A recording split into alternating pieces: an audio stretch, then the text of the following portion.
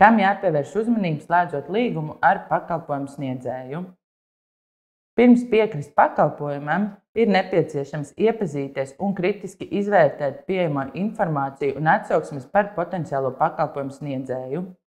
Nepieciešams pārliecināties, vai mājaslapā un sociālajās vietnēs ir sniegti pilnīgi dati par pakalpojumu sniedzēju, proti tā nosaukums, reģistrācijas numurs un cita saziņas informācija, kā piemēram tālrunis vai e-pasta adrese.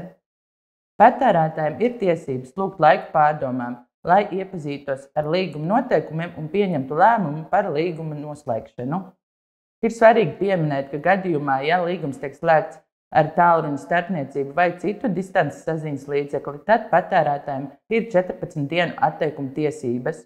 Un šo tiesību izmantošanas laikā patērētājiem nav jāsniedz nekāda paskaidrojuma vai kompensācija pakalpojumu sniedzējiem. Līdz ar to ikvienā situācijā ir svarīgi lēmumu pieņemt nesteidzīgi un izvērtējot visu pieejamo informāciju. Nākamais solis pirms līguma parakstīšanas ir izlasīt līgumu un visus tajā ietvertos nosacījumus, lai izvairītos no netaisnīga vai neskaidra līguma piemērošanas. Ja patērētājiem ir neskaidrs kāds no līguma nosacījumiem, tad viņam ir tiesības lūgt pakalpojumu sniedzēju šo konkrēto līguma nosacījumu izskaidrot.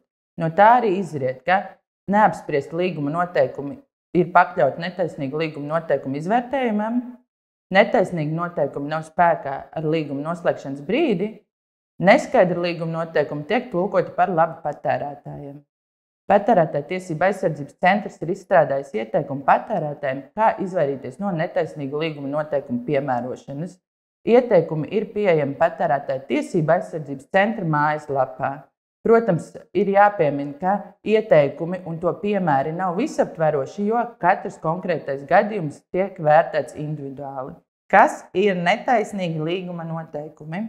Tie ir pretrunā līgumslēdzēju pušu tiesiskās vienlīdzības principam, sniedz priekšrocības pakalpojumu sniedzējiem un ierobežojumus patērētājiem, izslēdz vai kavē iespēju patērētājiem vērsties tiesību aizsardzības iestādēs, paredz līgumā neproporcionāli lielu līgumsodu vai cita veida kompensāciju, kas patērētājiem jāmaksā pakalpojumu sniedzējiem, atļauj pakalpojumu sniedzējiem vienpusēji atkāpties no līguma, neparedzot vai ierobežot šādu iespēju patērētājiem. Attiecībā uz pakalpojumu sniedzēju komercpraksi ir nepieciešams saprast, ka komercprakse ir ne tikai darbības, kas izriet no līguma pēc tās noslēgšanas, bet tās ir darbības pirms līguma noslēgšanas, līguma slēgšanas laikā un pēc līguma noslēgšanas ar mērķi ietekmēt patērētāju lēmumu.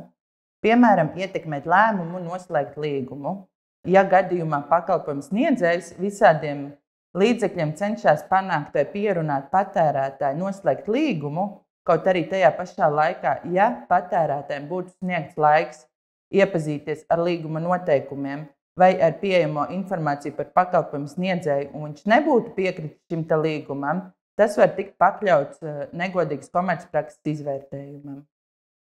Negodīga komercprakse ir aizliegta.